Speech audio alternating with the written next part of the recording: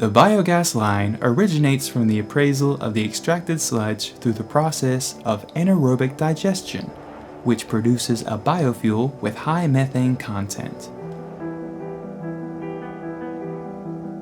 This precious resource is collected in the gasometers after its anaerobic digestion to be utilized to generate electricity. For this electricity to be produced with biogas, the first step is the elimination of hydrogen sulfide.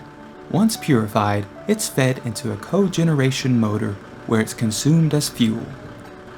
Thermal energy released by its combustion is used to heat the digester, keeping the sludge at an optimum temperature to maximize biogas production.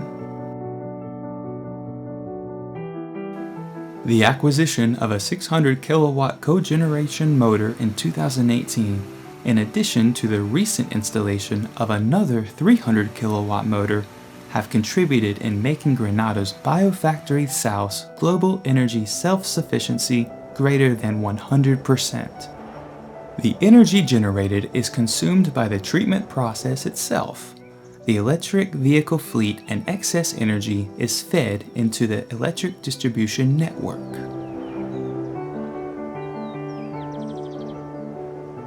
This innovative model of circular economy not only allows for energetic self-sufficiency and lower operating costs, but also enables us to pursue our long-term goal of zero emissions. In 2019, Emasagra became the first company in our sector nationwide to achieve climate neutrality, compensating for its carbon footprint after a gradual reduction of its emissions.